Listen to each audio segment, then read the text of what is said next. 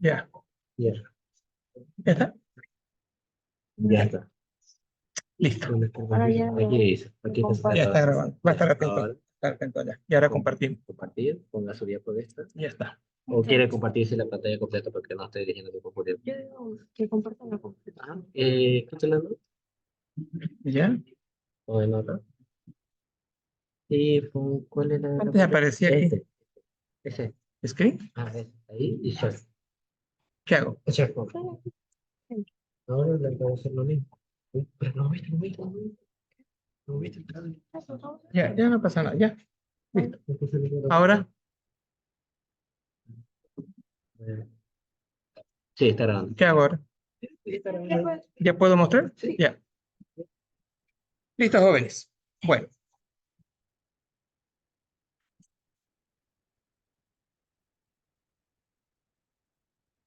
Aquí quedamos. Enfermedad cerebrovascular. Señores, no les deseo a nadie que un pariente de ustedes, algún familiar, tenga esto. ¿Por qué? La historia de la paciente del día sábado. Estaba en el baño, tuvo un dolor intenso de cabeza, intenso de cabeza. Empecé a marearme y de ahí no recuerdo nada. Hacemos la tomografía, contenido de sangre dentro del cerebro. Eso es un ACV hemorrágico.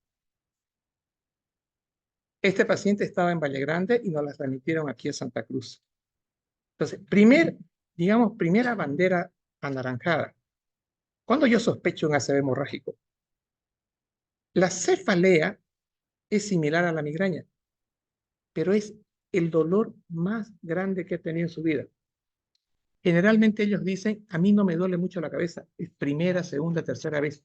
En cambio, el migrañoso, para recapitular un poquito, es el que tiene un dolor 3 veces a la semana, 3 veces al mes, 3 veces al año, y tiene siempre, o sea, casi siempre tiene prodromos, tiene un 30% de aura, y en migraña, agarran la cabeza así, la pregunta clave en migraña, clave, ¿cómo es su dolor de cabeza? Me hace así.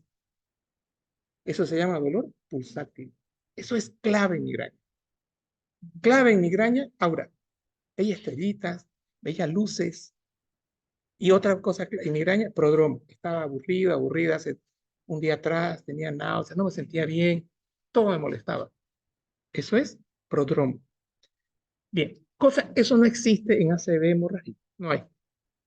Entonces, acá,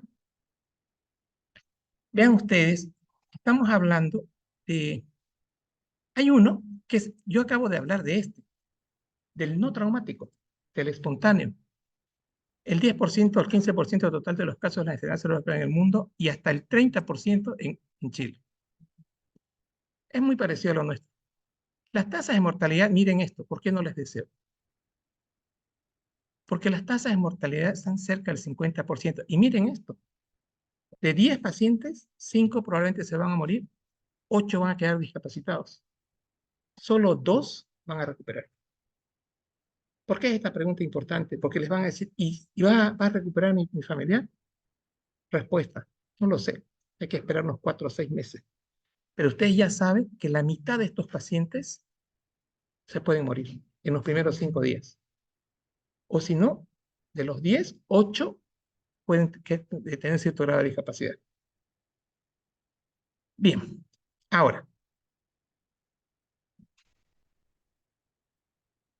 va a ser clave esto, tema de edema cerebral. Edema cerebral ya vimos nosotros en una clase anterior. Entonces, todo lo que sea fuga de sangre al intersticio del cerebro va a producir aumento de las presiones craneales en un cerebro que no se puede distender. Entonces, si acá es mi golpe y aquí yo estoy sangrando, el líquido está en el espacio intersticial y está aumentando la presión intracraneana. Otro recordatorio. Si el paciente hace hidrocefalia, ese es otro mecanismo de aumento de presión intracraneana. ¿Cuál es el problema del aumento de la presión intracraneana? Compresión de las estructuras internas. Y ahora les voy a mostrar diapos. Van a ver cómo el ventrículo es uno de los primeros que se comprime. El tronco se comprime. el tercer par se comprime, el cuarto par se comprime, o al final el paciente se hernia. O sea, se hernia porque es tanto el aumento de la presión intracraneana que por las partes que tienen menos resistencia, el cerebro va a salir. Bien, entonces es clave que cuando hablamos de ACV hemorrágico, ACV isquémico, siempre tenemos que recordar el concepto edema, van de la mano, leve, moderado, grave. Entonces, y otro concepto que lo vamos a repetir. Nosotros tenemos, ¿no ve? La aracnoides. Se rompe una manguera. La manguera tenía como un chichón, que les voy a mostrar ahora. Se rompe porque está débil esa manguera. Esa sangre se va a esparcir en todo el cerebro, pero también se va a dirigir al espacio subaracnoideo. Entonces, una ruptura de un aneurisma, esa sangre se mete al espacio subaracnoideo y ese es el que da el dolor de cabeza intenso, porque ya conecta con lo que es el trigémino.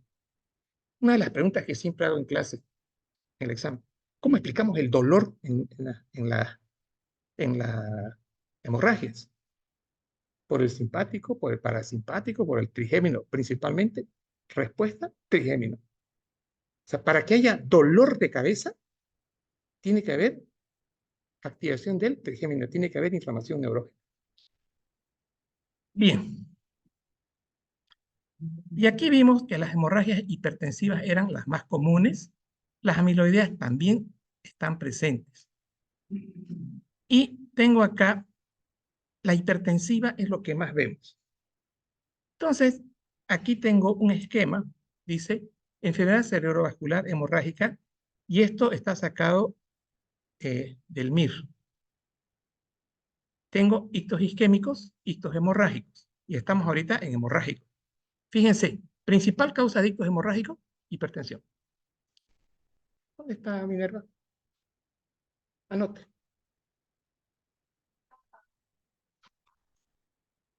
Ahí tiene. No hay límites. El límite a las estrellas.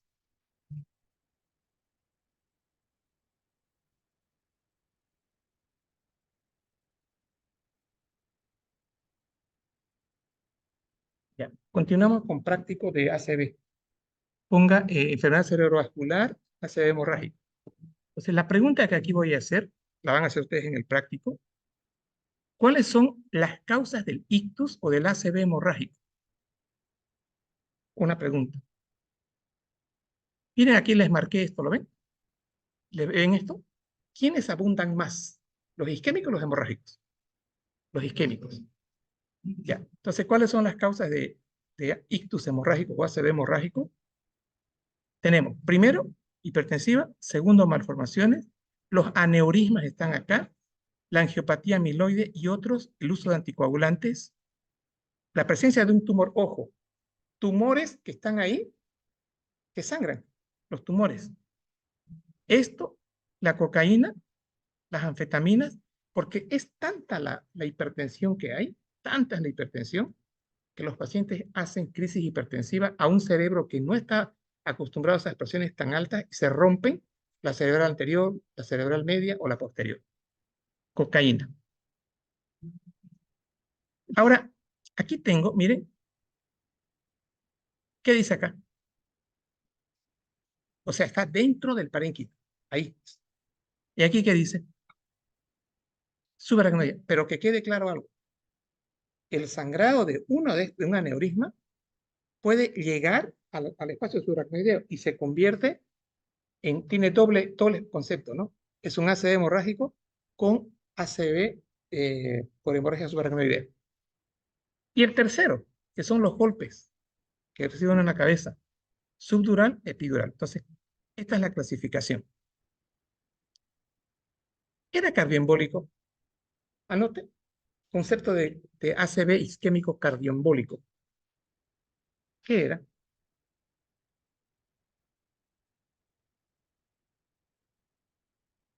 Si yo digo émbolo, en este momento en su cabeza de ustedes tiene que aparecer la palabra coágulo. Y si digo cardioembólico, estoy diciendo que es un coágulo que se origina en la aurícula izquierda o el ventrículo izquierdo y viaja por la aorta y toma el camino de las carótidas hacia el cerebro.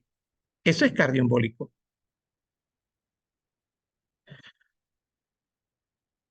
Aterotrombótico. Mi cerebral media tiene un pedazo, tiene una placa de colesterol ahí. Se rompe la placa de colesterol y se activa un trombo aterotrombótico. Bien, y acá viene ya nuestro aporte. Los ACVs hemorrágicos, los subaracnoideos, van eh, a ver, van a inundar, eso es lo mejor que le puede pasar, se van a dirigir a los ventrículos laterales. Este paciente es un paciente con un aneurisma de la carótida interna, se rompe la carótida interna en el cerebro y una parte de esa ruptura va a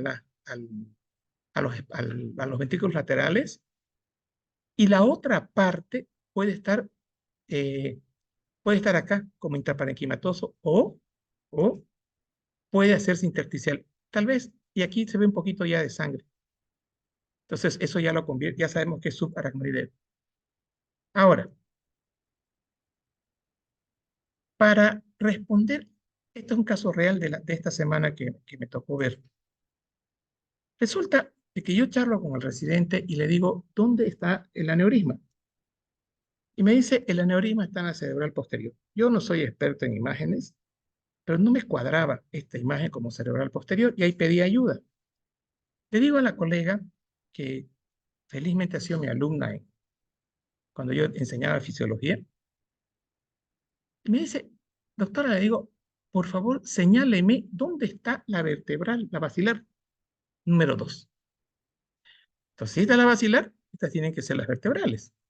Y yo sé que siempre hay el sifón carotídeo. Entonces, aquí yo tengo el sifón carotídeo, aquí no se ve, pero aquí en el número 3, y ella me empleó una palabra bien nuestra, bien de Santa Cruz. Doctor me dijo, fíjese ese chinchón. Listo. Fue una palabra maravillosa que todos la conocemos, un chinchón, ¿no ve? Las arterias no tienen por qué tener chinchones, no tienen por qué tener dilataciones. Entonces, y acá, fíjese, me dijo, esta es la dilatación, esta es la arteria carótida interna, esta da la vueltita, ¿no? A ver si fue un carotídeo, y aquí está la dilatación. Entonces, esta es una de las, este era un aneurisma en realidad de la cerebral, no, de la carótida interna. Bien, seguimos acá, y aquí ya me lo marca. Lo marca, y aquí yo me convierto en niño. Y le dije, doctora, muéstreme dónde, porque ella me dice cerebral, carótida interna. Pero si yo quiero aprender, tengo que hacer la pregunta de un niño, ¿no? De 4 años. Enséñame dónde. Ahí lo marca. Y aquí dice rotura del aneurisma de la carótida. Cuando hicimos el trabajo de esta diapo, yo puse vertebral posterior porque es lo que me dijo el residente, pero ya hablando con el experto o la experto, me aclaró la figura. Y aquí está el otro aneurisma, y aquí se ve bien. Esta es la carótida interna y estas protrusiones, eso es lo que se llama aneurisma. Entonces, esta paciente, aquí está esto es arteria cerebral A. Y le digo, y la cerebral posterior, esta diapo no es la mejor para ver cerebral posterior, no es la mejor. Pero bueno, teníamos acá entonces la basilar, ¿no ve? ¿Y qué dijimos? Que de la basilar sale la cerebral posterior, ya está. De la basilar, esta es la basilar, vertebral, vertebral, la basilar, aquí está la cerebral posterior. Y este es el aneurisma, mire, el chinchón. Bien, entonces ya acá tenemos lo que acabo de mostrarles, ya le dimos, ella le puso los colores, yo se los traje para ustedes. Y aquí tengo hemorragia encefálica por hipertensión arterial. Allá. Esta hemorragia hay que ponerle un título. Dentro de la clasificación, fíjense un ratito, ¿a cuál de estas corresponde?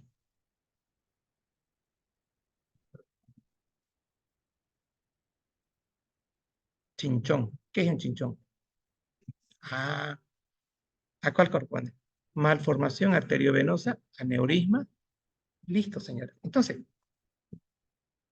¿cuál es la diferencia, ponga el práctico, entre un ACV de causa hipertensiva y un aneurisma? La diferencia es que el aneurisma tiene un saco aneurismático, o sea, tiene una pared, tiene una dilatación. En el hipertensivo, lo que tenemos, las arterias perforantes, están engrosadas y la subida de presión arterial las rompe. No hay aneurisma, o sea, no hay un aneurisma grande como se ve. Es otra cosa el aneurisma de Charcot, que ahorita lo vamos a revisar. Entonces, esto, aquí vamos a poner enfermedad cerebrovascular hemorrágica. ¿Qué más hay que agregar?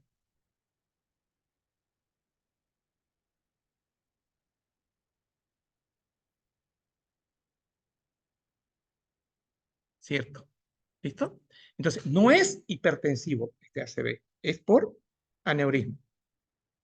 Bien, esto ya lo vimos, esto también. Entonces, aquí ya tenemos ACV, bueno, ya esta es otra, es la primera, ¿no? La primera causa. Hemorragia encefálica por hipertensión arterial. ¿Qué parte del cerebro es la que puede estar afectada? El putamen, el tálamo, la protuberancia y el cerebelo. Bien. Hemorragias amiloideas, otro tipo, básicamente van a ser lobares. ¿Por qué se llaman hemorragias subaracnoideas? Porque la pared del vaso, va a estar llena de un tejido que se llama beta amiloide y lo va a hacer duro también. Y entonces esa dureza hace que en algún momento estas arterias que están irrigando un lóbulo, ejemplo, la cerebral media relacionada con el lóbulo temporal, ¿no ven? Si esta cerebral media está amiloidea, está con depósitos de beta amiloide, las posibilidades de que haga un ACV hemorrágico son altas. Y son, esto quiero que aprendan. Esto que les voy a pasar es escuela de la vida en el hospital. Mi paciente hizo un ACV lobar de un lóbulo. Y viene el neurólogo, el especialista, y me dice así: tu paciente tiene un ACV de origen amiloideo. Miércoles, y eso me salió mi niño. Doctor, ¿por qué amiloideo? Cuando veas lobar, piensa primero en amiloideo. O sea, cuando vemos que la hemorragia está tomando un lóbulo temporal, parietal, occipital, pensemos en amiloideo. Pero cambia la historia si el paciente me dice soy hipertenso. Cambia. ¿Estamos? Pero cuando revisamos acá hipertensión, ¿dónde dice aquí lobar? ¿Ven en alguna parte? No. Por primera vez estamos diciendo que las amiloideas son lobares. Entonces va la segunda pregunta de microscopio para sacar 40. Sobre 40, ¿no? ¿Cuál es la diferencia entre un ACV hipertensivo y uno eh, de origen amiloideo? ¿Cuál es la respuesta?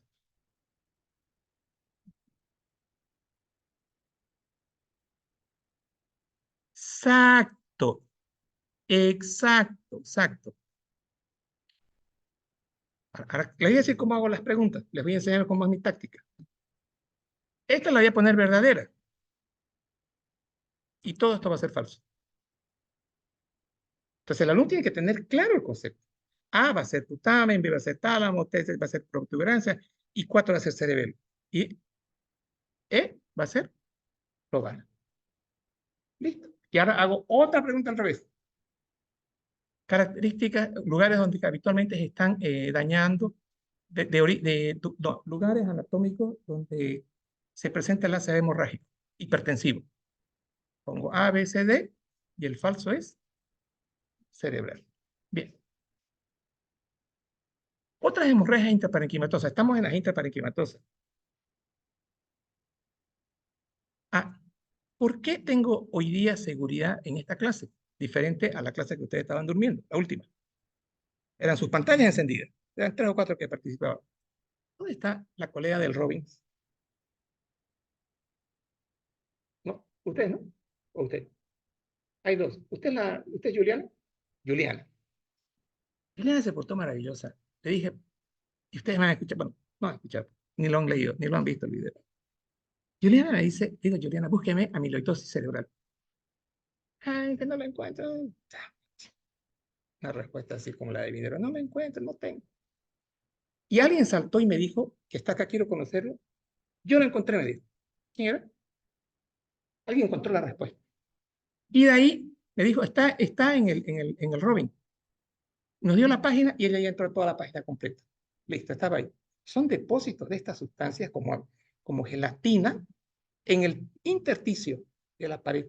Y ahí se la ven, hay fotitos en el Robin. Entonces, por eso es que ahora ya lo que aprendí con el neurocirujano, con el neurólogo, lo que aprendí con Juliana por su libro, ya queda clara la figura. Lo paro. ¿Estamos? Entonces, aquí tengo otras. Tumores cerebrales, alteraciones de la coagulación. Aquí tengo ¿sabes qué? Tengo una experiencia ahora que me duele el alma, me acuerdo hasta ahora. Mi paciente tenía un ACV isquémico y tenía fibrilación auricular. Había pasado más de 2 meses y este paciente le di, en esa época se usaba mucho warfarina, para que no haga otro evento isquémico, porque era tromboémbolo, ¿no ves? Y el paciente nunca se hizo un control. La warfarina es un producto buenísimo, pero que hay que controlar cada 2 semanas, hay que sacar sangre. Va al hospital porque tenía una hemorragia cerebral inmensa. O sea, uso de warfarina, uso de anticoagulantes.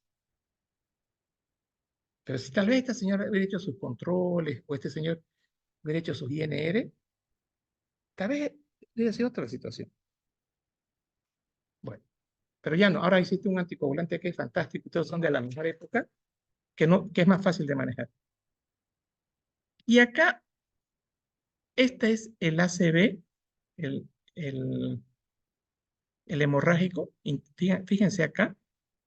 En el A dice, en la región cortical izquierda con calcificaciones septiginosas. La verdad es que intenté mirar estas calcificaciones y no las encuentro como, tal vez se están refiriendo a estas calcificaciones. Y acá sangran las calcificaciones. Acá le hacen una arteriografía y esto es lo que se ve. Y esto es lo de la arteriografía. Entonces, como es un bollo ahí de arterias chiquititas, entonces ellos concluyen, esto ya es para los radiólogos, ellos concluyen acá que se trata de una, aquí está, malformación. Estas son raras las malformaciones. Esta foto me encantó, este trabajo que hizo Mateo con Ariane. A ver.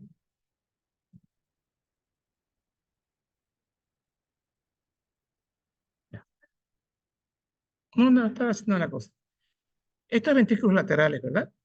Aquí están los lóbulos temporales, aquí está el frontal, aquí el occipital.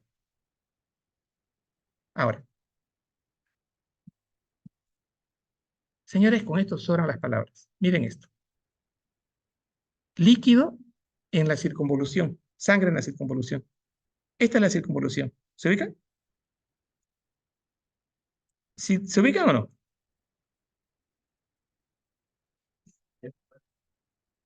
Claro. La de acá, sí, solamente la de acá. Bueno, ya todo apaga. Apague todo. Ya. Miren, señores. Ya con la luz apagada ya su cerebro va a recordar. ¿Qué es esto? Llenas de líquido cefalorraquídeo. ¿Y aquí de qué color están? Blancas, ¿no? Entonces, hemorragia subaracnoidea. Algo que revisábamos en edema, el edema vasogénico y el edema citotóxico. Aquí tengo edema vasogénico. Esto debería ser muy, digamos, estar los dos en la línea.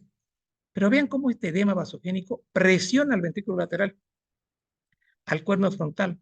Lo hace desaparecer, lo comprime tanto al cuerno occipital, que no existe, miren. Este debería ser. Lo presiona. Esta es la línea media, debería estar acá y la desplaza. Entonces, este es un ACV, una hemorragia subaracnoidea, con la sangre en las circunvoluciones, el edema vasogénico que está desplazando a la línea media. Y si esto aumenta, ¿qué más vamos a tener aquí nosotros en este momento? Vamos a tener una PIC elevada, una presión intracraneana, porque cuando nosotros definimos presión intracraneana, hemos dicho que es el líquido en el intersticio, ¿no ves? Que aumenta la presión dentro de la cavidad de la masa encefálica. Entonces, aquí la PIC, presión intracraneana, no va a ser normal. Vamos a tener, entonces, un cierto grado de hipertensión endocraneana. Y si aquí yo tengo vasos, ya sabemos que está en la cerebral anterior, por acá, la media por acá, ¿no ve? Si la presión es tan alta, lo puede comprimir al vaso.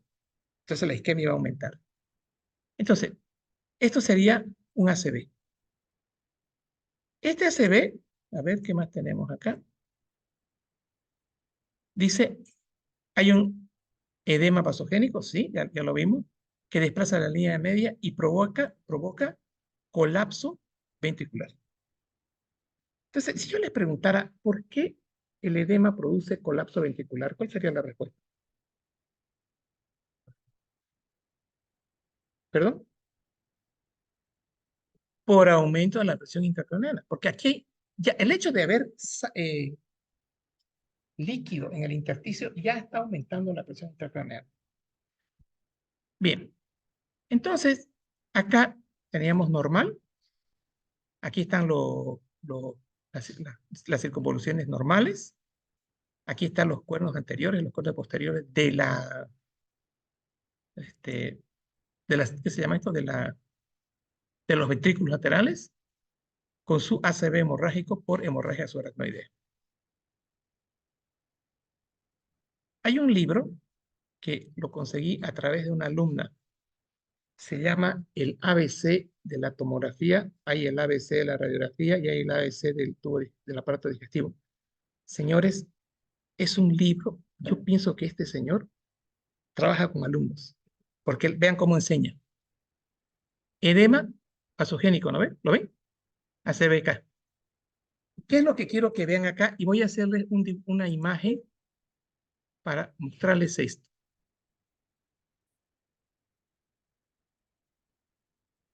No. Miren esta imagen. Acá, así, así y así. A ver, vamos a escoger un verde. No, amarillo se pierde, ¿sí, no? Un rojo, un rojo. Y le vamos a dar un color. Ahí. Y voy a poner una flecha así. ¿Cuál es el mensaje? A ver, si fuera cine mudo, ¿qué les quiero decir? ¿Qué palabra pondría acá?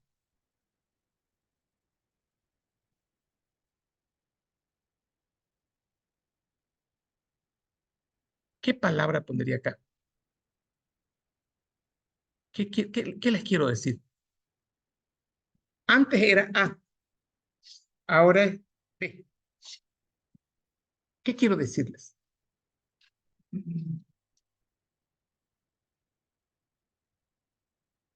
No se olviden de esto. ¿Qué dice ahí? Señores, cuando los ACVs isquémicos son grandes, esto es lobar, miren, todo el parietal, tienen el riesgo de por sí de transformarse en ACV hemorrágico. Aquí había edema vasogénico, ¿no? Aquí era trombótico. Aquí era un ACV. Acá es obstrucción trombótica de la arteria cerebral. Acá.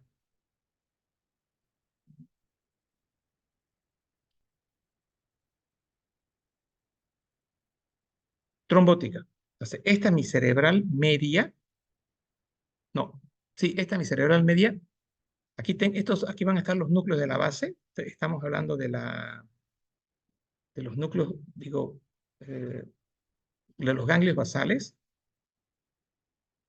Esta arteria se ha obstruido, hace un ACV isquémico y luego se transforma en hemorrágico. Entonces,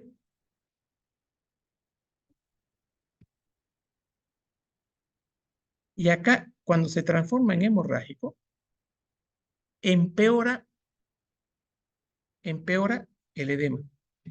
¿Ven acá colapso? ¿Ven acá que esto esté apretado? No ve. ¿Y acá? Sí hay colapso, porque hay sangre y la sangre produce más hipertensión intracraneana y empieza a hacer colapso esta es la línea media que les decía. ¿Por qué este libro es hermoso? Porque miren lo que dice, les voy a dar el texto de lo que dice el autor. Cómo él se tomó el tiempo de pintar esto. Y miren, le pinta de amarillo. Y dice así, 5 días después, por empeoramiento clínico, o sea, el paciente estaba con glasgow 13, 12, y de repente el paciente tiene pupilas anisocóricas, y de repente el paciente está respirando mal, cae su glasgow. Por eso dice, 5 días después, por empeoramiento clínico, donde se observa mayor hipodensidad de la zona infartada. Focos hiperdensos, acá, mayor hiperdensidad. En rango hemático, o sea, este foco estas líneas hiperdensas son sangre en su interior, compatibles con transformación hemorrágica. El efecto de masa también es mayor desplazado, mire, de la línea media hacia la derecha. Pero vean ustedes cómo él lo dibuja el edema vasogénico y hace para que el alumno aprenda el contenido hemático. Por eso digo que es lindo libro. Págenlo, está en internet. Bien, entonces, en el concepto de ACV isquémico, el isquémico se puede transformar en un hemorrágico, pero no he dicho que todos los isquémicos se transforman en hemorrágicos. Una parte de los ACV isquémicos se transforman en hemorrágicos y empeora el edema, la presión intracraneana, causando desplazamiento de los ventrículos laterales, causando herniaciones. Y aquí está. Esta es la cerebral media en la primera porción. Y en la primera porción emiten unas arterias pequeñitas que se llaman lentículos estriadas. Esto también lo conseguí. ¿Quién fue la que me tomó esto? ¿Su nombre? ¿Aneli? Belén Quiroga. Me escribe al privado, soy Belén y hice esta donación y me pone esto. ¿Ya? Entonces, vean acá el saco este. ¿Lo ven? Ese es un aneurisma microscópico. Estas arterias son microscópicas, son pequeñitas, no microscópicas, son pequeñas. Y estos pequeños saquitos, chinchoncitos que le llamó la radióloga, son los famosos aneurismas de Charcot-Bouchard. Estos están relacionados con hipertensión. No estoy hablando de los aneurismas verdaderos de cerebral anterior, media, posterior. No. Estoy hablando de la explicación fisiopatológica, esto es la fisiopatología, del por qué la ruptura, estas son las famosas arterias intraparenquimatosas de la cerebral media, una rama de la cerebral media, que se rompen por crisis hipertensiva y miren, inundan, mejor dicho, la sangre se va a ubicar en la zona donde están estas arterias lenticuloestriadas. Bien, entonces, esto es entonces, otra pregunta sería, ¿cuál es la fisiopatología del ACV hipertensivo en ganglios basales? ¿Cuál sería? Inciso A, ruptura de las arterias perforantes, es esta, que son las lenticuloestriadas.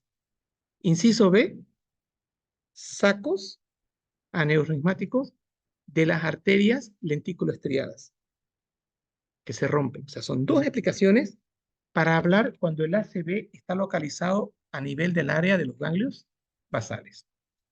Y aquí ya, esta es nuestra creación. Dice, rotura de los aneurismas de Charcot-Bouchard por hipertensión. Cerebral media, la carótida, y aquí la anterior. Miren, aquí aquí está el chinchoncito, ¿no ve? Y aquí se rompe. ¿Y cuál es la causa?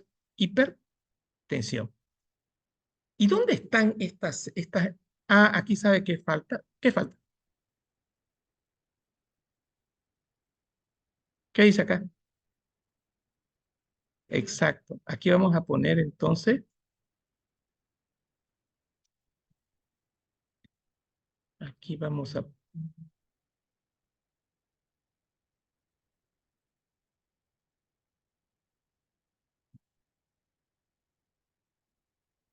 Arterias, lentículo, estriadas. Listo. Entonces, ya, mantenemos el mismo concepto, ¿no? Las arterias, ¿qué irrigan? Eso, ganglios basales. Listo. ¿Y qué tengo acá? Aquí tengo caudado, tálamo, eh, pálido, y aquí tengo putamen. Y aquí pasa la cápsula interna. Entonces, si la sangre está acá, este paciente va a tener déficit motor. No va a mover el brazo ni la pierna. Esto es una inundación ventricular. Este es un ACV de la cerebral media. Miren, es hemorrágico. Hematoma intraparenquimatosa, ruptura probablemente del aneurisma e invasión de sangre a las cisternas peritroncales. Estas son las cisternas peritroncales. Esto es negrito. Entonces, esta sangre invade acá. Hemorragia subaracnoidea. Acá. A ver. Entonces, para tener un hematoma intraparenquimatosa, parenquimatoso, tengo que tener ruptura del aneurisma. Y esto origina el hematoma intraparenquimatoso. Esto da edema perilesional, que aquí recién se está empezando a ver. Da desviación de la línea media. Esta es la línea media. Y vean acá ya está desviado, está colapsado este ventrículo. Colapso del cuerno anterior por edema vasogénico y desviación de la línea media. Entonces el 5 y el 3 es lo mismo, ¿no? Aquí tengo, aquí ya hemos tratado de imitarlo a ese profesor. Hematoma, ¿qué es esto? Edema vasogénico, aumento de la PIC, desviación de la línea media. Y esto eran las cisternas peritroncales. Esto debería ser negrito. Y aquí está ya, en la vida real. Es lo mismo, miren. Está desviado, está colapsado. Ya. Y ahora lo que tanto les he venido repitiendo. El aumento del líquido intersticial por edema vasogénico causa aumento de la PIC y esto lleva a herniación y consecuentemente ovito. Esa es una causa. Y también estoy repasando ahora, esto lo hemos hecho adrede, para repasar PIC. Esta sangre, a veces en los ventrículos, puede hacer que el ventrículo, como se llena de sangre, se obstruyan sus agujeros de drenaje y tenemos hidrocefalia. ¿Y qué hace la hidrocefalia? Aumenta la PIC. Entonces, ya estamos repasando dos conceptos que aumentan la PIC. Líquido en el intersticio, el edema vasogénico, y la hidrocefalia. O sea, esto de hidrocefalia no tiene nada que ver con ácido hemorrágico, pero lo traje a colación como recordatorio cuando revisamos el tema de eh, aumento de la PIC. Y acá, esto también es gentileza de una estudiante, es de... ¿Está Tamara? No la veo. Bueno, es gentileza de ella. Entonces, ¿aquí qué vemos? Acá yo tengo, esto ya es un hematoma extradural. Ahorita vamos a ver esto. Pero ¿para qué traje esto? Este es el cerebelo y este de acá es el lóbulo temporal. Cuando la PIC aumenta, la presión aumenta acá, y esta porción del lóbulo temporal Miren lo que va a suceder. Acá yo tengo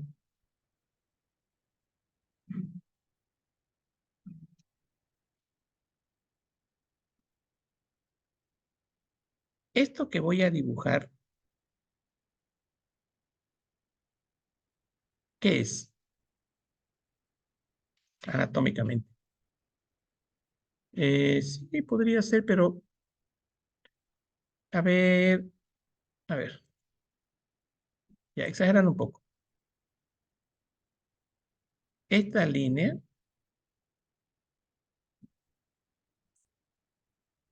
acá, está vacío, ¿no ve? Hay una línea que separa el temporal del cerebelo. ¿Qué es esto?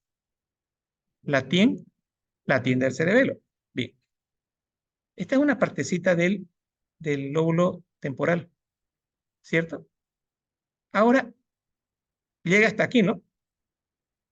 Pero ahora miren ustedes cómo esta parte del lóbulo, el uncus del lóbulo temporal, se está metiendo adentro. Miren, esta imagen no hay acá. ¿La ven? Ese es el concepto herniación.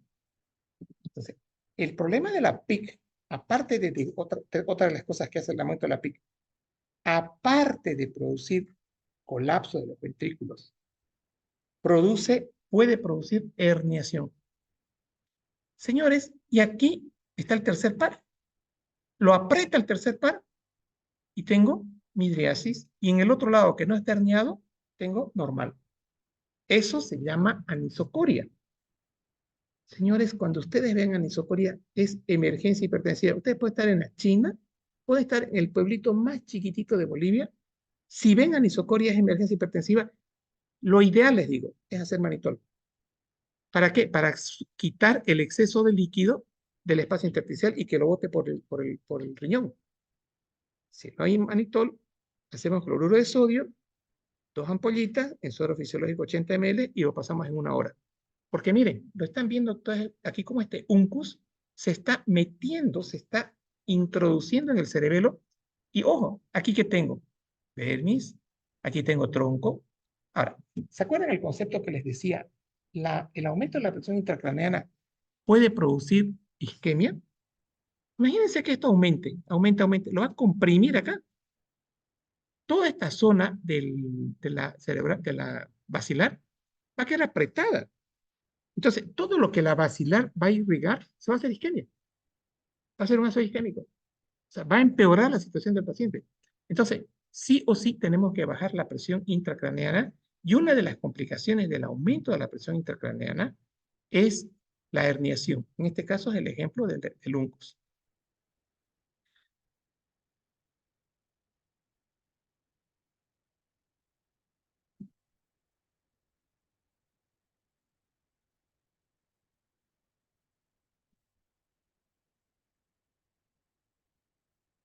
Definición de hemorragia subaracnoidea: lesión en los vasos que producen un sangrado. Cualquier vaso que sangre, pero miren ustedes, que sangre y que inunde al espacio subaracnoidea. Eso es hemorragia subaracnoidea. Entonces, si este hematoma, no, perdón, si este aneurisma sangra y la sangre se va al espacio subaracnoidea, es un ACV intraparenquimatoso con hemorragia subaracnoidea. Y acá miren, esta bolita, este chinchón, es el aneurisma. Aquí no está roto, pero este está roto. Se vacía, se inunda al espacio subaracnoideo.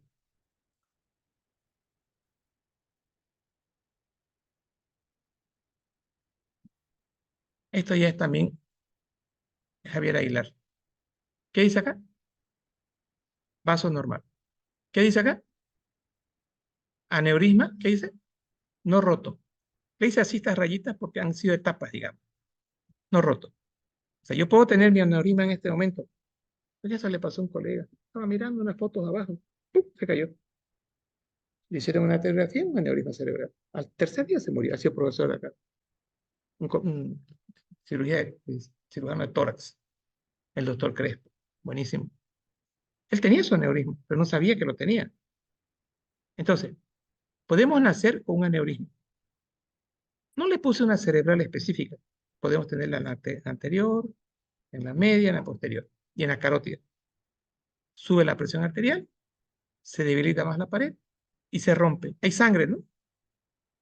Esa sangre, miren lo que hace. Este es el vaso. ¿Qué está haciendo?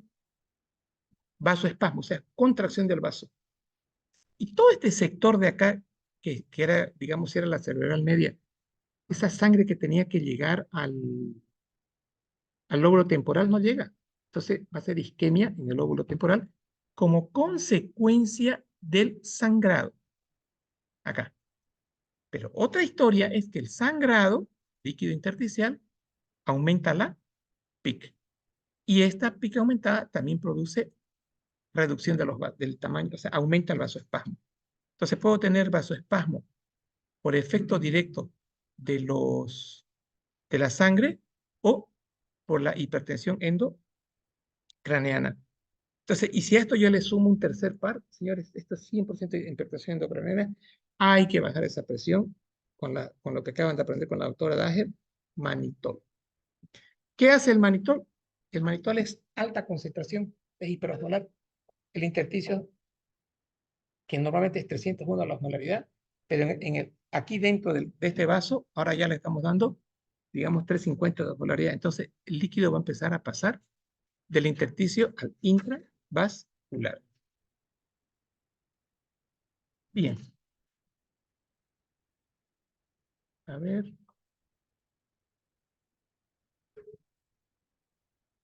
Entonces, ruptura, vasoespasmo. Ahora, ¿qué más le agregué acá? Lo que acabo de decir en la parte teórica. El vasoespasmo, ¿qué produce? Ya, ejemplo, lóbulo temporal. Ejemplo, lóbulo occipital si fuera la cerebral posterior. Y si fuera la cerebral anterior, lóbulo frontal. Más hipoperfusión, más isquemia y progresión del daño cerebral.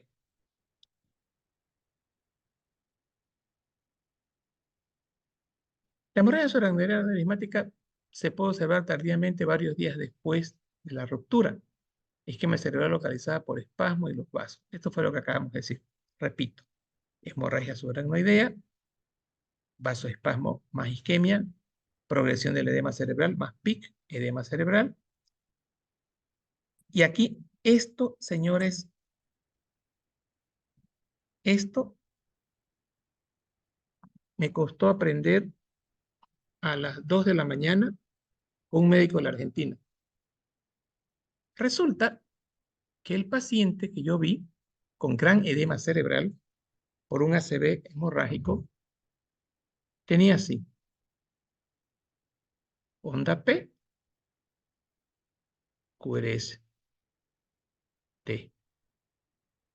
Entonces, eso es, hasta aquí no es novedad, ¿no ves? Yo no veo nada de novedad hasta ahí. No es novedad. Y la historia se repetía. Listo. Ya. Hasta acá, normal. Pero ¿qué fue lo que pasó con este paciente? Resulta que miren esto.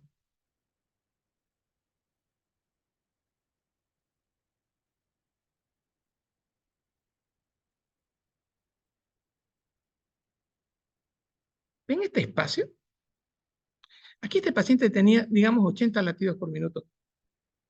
Pero resulta que de aquí a acá, este tenía 40, 30 latidos. A las miércoles. Lo mirábamos en el monitor. Y esto,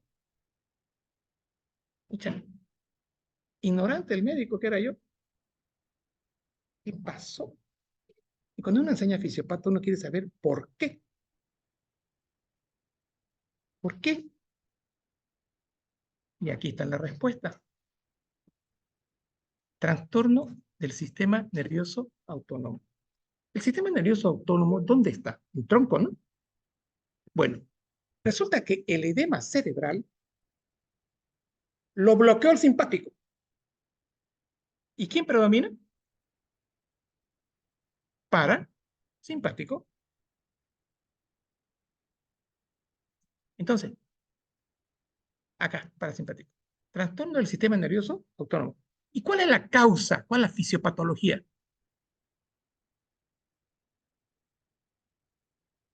¿Qué dice ahí? No, no dice vasoespasmo. Más, vasoespasmo. Oye, no estoy haciendo propaganda, ¿no? No, no. Estoy de rojo, ¿no? No hay propaganda. Entonces, exceso de vasoespasmo. ¿Por qué había vasoespasmo? Volvemos a la diapo anterior.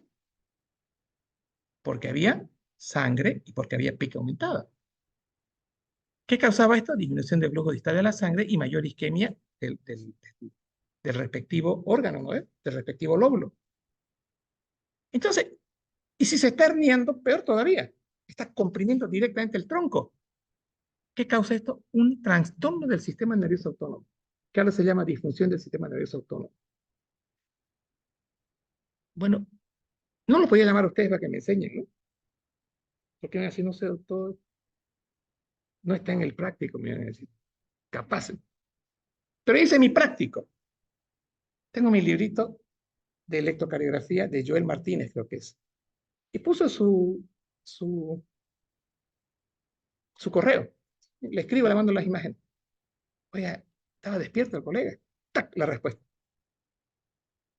Miércoles. No era época de mundial ni de nada. Difusión del nodo sinusal. De origen central. Ahí está. Y sale con un latido nodal. No. Entonces, este dibujito. Entonces, ahí aprendí ese concepto. Bueno, al otro día le pregunta al cirujano, al neurocirujano, al top, doctor, ¿y esto por qué? Le digo, Chagas, me dijo. ¿Cómo Chagas? Cuando ingresó no tenía Chagas, pero no había esto. Es Chagas, me dijo. No, no era Chagas, pues no. Es que el exceso de edema cerebral va a comprimir tanto el tronco donde están el centro vasomotor, eso que ustedes no querían aprender en fisiología, eso, el centro vasomotor, lo va a comprimir y va a predominar actividad simpática parasimpática. Parasimpática. Entonces, ¿qué es lo que tengo que hacer? ¿Dónde está el problema? Vasoespasmo, ¿no? Edema, ¿no? Vasoespasmo puedo darle un nimodipino, que es un relajante un calcio antagonista. Ya, va a servir. ¿Y qué tengo que bajar? El edema, lo que aprendieron con la doctora Dager. ¿Cuál fue? Mani o solución hipertónica de cloruro de sodio. Entonces, mejor ejemplo que este no puede haber. Otro ejemplo de ayer. Tomo el turno y resulta que le miro la bolsa a la paciente, un ACV hemorrágico. El paciente estaba hablando. Le miro la bolsa, 3 litros de orina en 24 horas. Y me dice la enfermera, doctor, esa bolsa de 1 litro la han llenado desde las 7:30 a las 10 de la mañana. Listo, orinó 1 litro el señor. Nadie orina en 2 horas 1 litro. Posible. Son 60 ml kilo peso. 6 por 3, 18, 180 ml y teníamos 1 litro. Entonces, otra vez me voy al simpático. Otra vez me voy aquí arriba. Resulta que el simpático regula a lo que es el BNP, el péptido natriurético auricular. Lo bloquea el péptido natriurético auricular porque se altera hay este trastorno en el sistema nervioso autónomo que bloquea el péptido natriurético auricular y el paciente empieza a perder grandes cantidades de sodio. Bien, empieza a perder grandes cantidades de sodio. Le hice un sodio casual, pedimos en el laboratorio, sodio elevadísimo. Diagnóstico. Se llama esta enfermedad cerebro perdedor de sal. Anote. Anote. No, usted tiene otro que tiene que buscar la información. Anote. ¿Qué es el cerebro? Me la dio esa información. Ya está. Bueno, entonces, cerebro perdedor de sal. Entonces, ¿qué pasa en el ACV? Como hay un trastorno del sistema nervioso autónomo, genera una pérdida excesiva de sodio. Y esto es sábado, el sábado va a pasar. Le doy una misión al residente. Le digo al residente, van a venir los terapistas y va a preguntar tratamiento de la pérdida del cerebro perdedor de sal. Lo llamo el otro día a las 6, creo que 7, hasta el domingo. ¿Cómo fue? Ni idea, doctor. Me llovieron de preguntas. No me dijeron qué. Y ahí acudí a Mateo. Mateo, busque pérdida, cerebro perdedor sal. Como el gaucho me respondió. ¡Ta! Parece que no duerme, Mateo. ¡Pum! La respuesta. Leí, agarré el teléfono, tras que leí el artículo, lo llamé al residente. Oye, le digo, dale solución hipertónica, vamos a bajar el edema cerebral y dale los oros fisiológicos. ¿Por qué? Porque tengo edema cerebral con presión del tronco. Disfunción del sistema nervioso autónomo. Listo. O sea, vean ustedes que uno nunca termina de aprender, pero es un práctico para mí. ¿Por qué hay el síndrome del cerebro perdedor de sal? No sabía. ¿Qué le pedí que me ayude? Yo ya había intentado ya con Google y no conseguí una buena información. Y UpToDate, no es que me paguen, no para hacer propaganda, pero UpToDate tiene una información al día. Es buenísimo. Y él me dijo de que los estudiantes pagan con el código de la universidad, les cobran como estudiantes. Ya cuando estén en un cuarto año, les aconsejo que vayan con su UpToDate porque van a estar siempre actualizados. Y ahí no hay inteligencia artificial, porque usted está seguro de lo que está leyendo. Segurísimo. Ya, entonces, ¿ustedes creen que voy a preguntar esto? ¿80%? ¿15%? 100. Ya, 100. Así que cuando estén viendo el video, párense ahí un ratito. La pregunta es la siguiente. Anote. ¿Por qué se produce la complicación en el ACV hemorrágico o isquémico del trastorno del sistema nervioso autónomo? ¿Cuál es la respuesta? Ya no la anote la respuesta, ¿no? Vasoespasmo, progresión del edema cerebral, y aquí faltó. No, no, es que hemos repetido. Hay que corregir esto. ¿Qué voy a poner?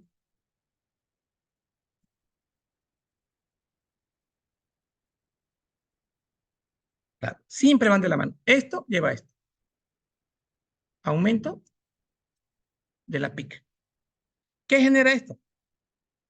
Señores, estos pacientes, cuando hay vasoespasmo, hacen una crisis hipertensiva. ¿Por qué? El corazón, el cerebro está recibiendo menos sangre, ¿no ven? ¿Qué hace el corazón para compensar?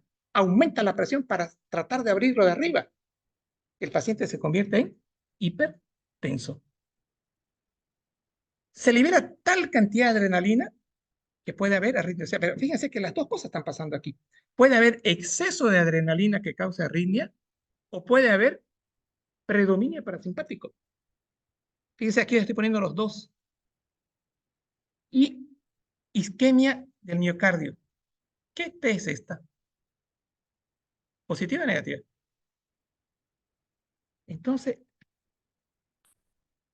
es tanta la disfunción del sistema nervioso autónomo, pero tanta, que la adrenalina produce vasoespasmo de las coronarias.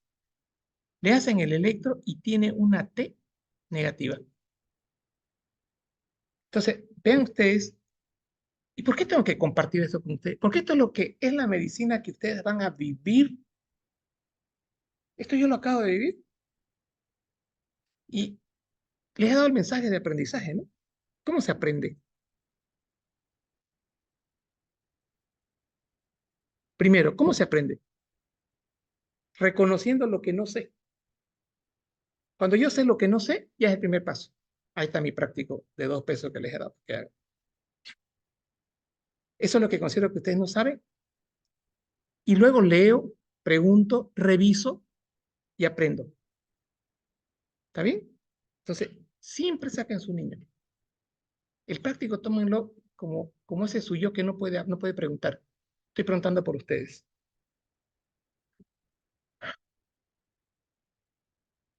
¿Quieren el secreto para sacar 20 sobre 20? Hagan el práctico, aprendan el práctico y memorizan el práctico. Y van a tener 20. ¿Saben por qué? Mi práctico está en mi mano izquierda. Abro ¿qué se llama esto? Una pantalla a la izquierda, un pedacito, lo divido de ventana, práctico. Y de ahí voy haciendo mis preguntas. O sea, no avisen a sus padres que la tienen las preguntas. No les avisen. Van a matar a sus padres. Fíjate, pero si te dieron las preguntas, ¿y qué le van a contestar? A ver, ¿qué le diría usted a su padre? Mamá, no hice el práctico. No quise aprender. Los que no hacen el práctico es porque no quieren aprender. Y yo no los puedo obligar a ser médicos de éxito. Les dije en una charla anterior, el éxito nace de estando acá en clase, haciendo su práctico. Eso le va a despertar ese espíritu del por qué, sus 4 años.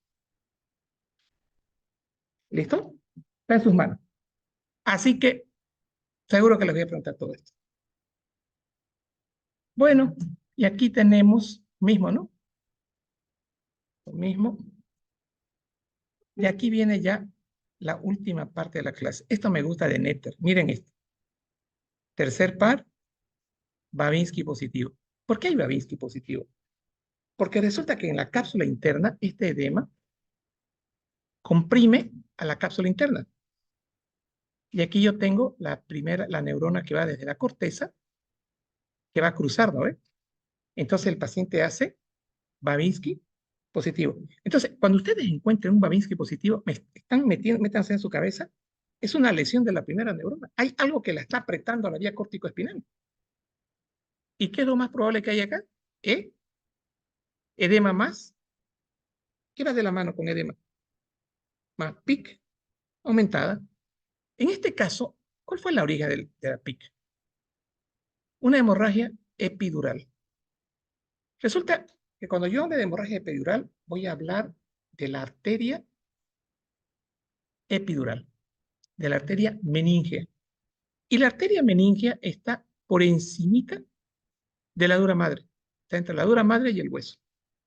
Entonces, resulta que este paciente sufrió un golpe, tuvo un accidente, no tenía casco, se cayó, se fractura, se rompe la arteria meningea media y empieza a haber sangre extraaxial, es decir, entre el cráneo y la dura madre.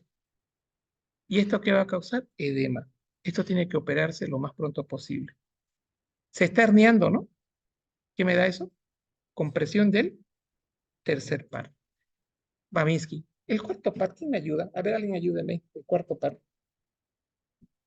¿Qué es el cuarto par? ¿Qué mueve? A ver, alguien, hable a alguien. ¿Qué hace? Linear oblicuo superior. O sea, no puede mirar hacia arriba a la izquierda, acá. O sea, mira hacia el medio, al medio. Entonces hay también un cuarto par, pero lo más notorio es el tercer par. ¿Secundario a qué? A traumatismo encefalocraneano. O sea, hablar de epidural, dije ruptura de la arteria, dije fractura del hueso, dije un impacto inmenso. Este sábado, o el anterior sábado, me llama mi hijo. Estaba haciendo clases con ustedes el jueves. Me escribe, me dice, papá, mi cuñado tiene sangre aquí, tuvo un accidente de moto. ¿Y le hicieron la tomografía? Sí. Pero la tomografía que él me mostró era hueso. ¿Y dónde está la tomografía del cerebro? Le digo, de la masa. No. Ese es el protocolo, le dijo el médico emergencista con 5 años de haber estado en un hospital. Majito, le digo, paguen y que les den de la masa encefálica. Cuando se hace una tomografía de hueso, es esto. Esta es la tomografía de masa encefálica. Señores, y si hubiera sido algo grave, estamos hablando de un centro de salud gigante privado que el residente de emergencia de ese día, en esa hora, faltó a esa clase. Oye, le digo, nosotros pedimos a todos nuestros pacientes tomografía de cráneo con hueso y tomografía de cráneo con masa. ¿Por qué? Porque quiero ver esto. se olviden de eso nunca. Ustedes pueden ser médicos generales, pero pidan la tomografía completa, cráneo y masa. Es tic, tic, dos botoncitos. Y no vale más. ¿Qué busco entonces yo en mi tomografía de masa? En la de hueso, la fractura, el hundimiento. Y en la de masa, perdón, en la del cerebro, lo que busco es ver extradural, intradural. En este caso es un extradural. ¿Estamos? La sangre que emana de esta arteria diseca, o sea, diseca significa, está prendidito a los dos espacios, ¿no? Está entrando la sangre y se está abriendo entre el hueso y la dura madre. Y tenemos esto. Y luego causa un efecto masa aumentando la presión intracraneal. Esto es lo que quiero, lo saqué de qué libro este. Esto lo saqué de nada menos que de la primera materia que ustedes llevaron y la que no durmieron. Anatomía. Pero cuando ustedes llevaron anatomía, estudiaron muchas cosas y les fue bien por pedacito. Ahora lo vamos a unir. Tienda del cerebelo. Hernia del lóbulo temporal. Porque la tienda del cerebelo, miren, evita que este uncus se veta al cerebelo, ¿no? Pero por el aumento de la PIC, el uncus del temporal se mete. ¿Qué más tiene que haber para hematoma extradural? Fractura del cráneo que afecta a las arterias meninges. No dice vena, ¿no? Vena va a ser falso. No dice vena. Entonces, ponga ahí en la pregunta, en el hematoma extradural, no, características presentes, nombre las características presentes en el hematoma extradural. Fractura del cráneo, 1. 2. Lesión de la arteria meningia media. Causa el hematoma y esto produce desplazamiento de la línea media y compresión del pedúnculo cerebral. Entonces, esa es la característica. Hematoma, vuelvo a repetir, hematoma extradural es arteria meningia media. Hematoma subdural que vamos a ver ahorita es vena. Bien, y esto es lo que quiero que lean para recordar, y aquí viene el recordatorio de conciencia. No he dicho de su conciencia, he dicho de conciencia. Comentario dice, una fractura del cráneo que desgarra, miren el término ese, ¿qué es desgarrar? El tigre desgarró la cara, dicen, ¿no? Te fuiste y mi corazón quedó desgarrado. ¿Qué es desgarrar? ¿No ven? Imagínense. La fractura del cráneo que desgarra la arteria meningia media puede provocar una hemorragia en el espacio epidural. ¿Por qué dice puede? Porque van a haber golpes que no produce, como fue en el caso de este joven que les cuento. No hubo. Este sangrado o cualquier masa que ocupe el espacio supratentorial, miren, por encima del tentorio, eso estoy diciendo, puede desplazar el cerebro y hacer que se desplace la estructura de la línea media subfacial. Ya hemos visto, ¿no? Todo lo que es desplazamiento de línea media ya lo hemos visto. O se compriman hacia abajo y se produzca la herniación del lóbulo temporal. O sea, esto, dicho de otra manera, esta sangre puede causar colapso del ventrículo o puede causar que el lóbulo temporal se vaya hacia abajo. O se comprima hacia abajo, herniando el lóbulo temporal a través de la tienda del cerebelo, hernia transtentorial. El cerebro herniado a menudo comprime el tercer par, causando midriasis. Fija ipsilateral y parálisis oculomotora. No mueve el ojo. Comprime más abajo los pedúnculos, o sea, va bajando esta hernia y va comprimiendo los pedúnculos cerebrales. Y comprime los pedúnculos cerebrales adyacentes, causando hemiparesia contralateral. Y caída de la parte inferior de la cara contralateral, o sea, parálisis central. El paciente tiene entonces una hemiparesia facio, braquio, crural. Una masa que ocupa el espacio de la fosa posterior puede herniar la amígdala cerebelosa a través del agujero, comprimiendo el tronco del... Miren esto. Entonces hemos dicho, comprimimos pedúnculo, comprimimos tronco del encéfalo y se van a alterar las funciones viscerales vitales como la presión arterial y la respiración y puede provocar la muerte. O sea, estos pacientes ya son, esto van a ver en semiología, hacen la respiración de Biot porque ya está afectado el tronco. Este es el libro que les dije, ABC de las tomografías. Este es el doctor Lawrence Rodríguez.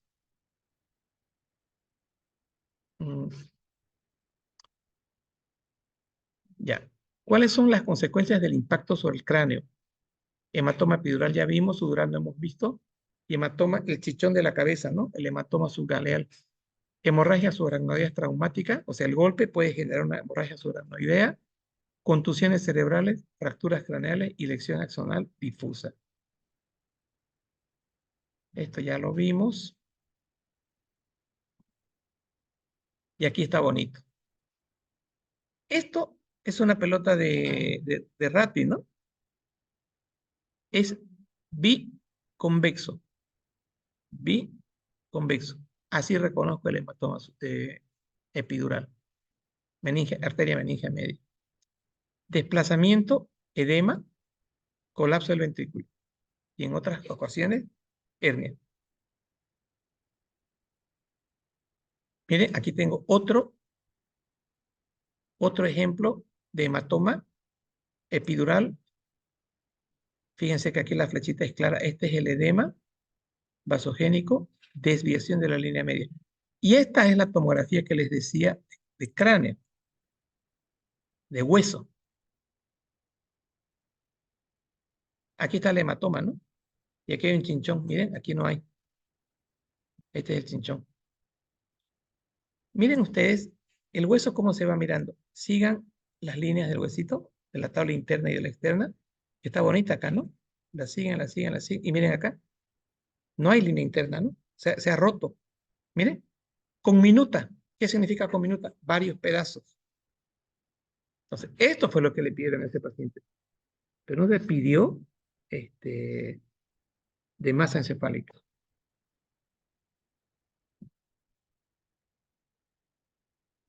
Ya.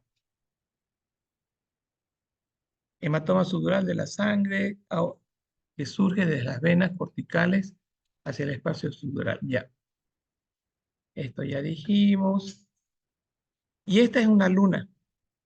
O también dicen el signo del guineo, del plátano. Porque este es el subdural. Miren.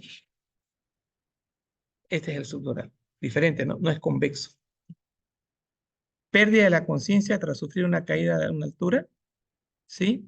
La tomografía muestra una imagen de colección hemática extraxial en forma de semiluna. Está de color rojo, miren, de semiluna. O de plátano también dicen. Que se extiende por la convexidad cerebral izquierda cruzando suturas. Ah, este cruza todas las suturas. En cambio, en el epidural no cruza todo. Ejerce igualito, ejerce efecto más. Y esto ya es lo que nos traía nuestro libro de fisiopato, todas las causas principales de hemorragias cerebrales intraparenquimatosas no traumáticas. Esto ya vimos, eso ya vimos.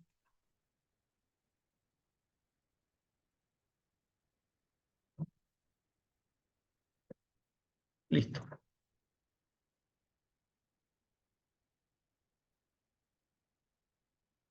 Bien, ahora cómo hago para dejar de grabar.